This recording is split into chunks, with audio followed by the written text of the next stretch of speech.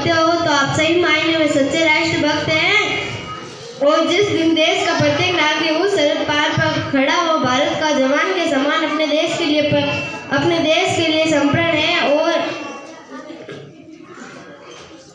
और तब हम अपने इस देश का विकास कर पाएंगे। आवश्यकता है हम एक साथ मिलकर के देश के लिए सोचने की जब एक रिक्शा चालक से लेकर देश की सरकार चलाने तक का साथ होगा तो एक दिन एक विश्व गुरु भारत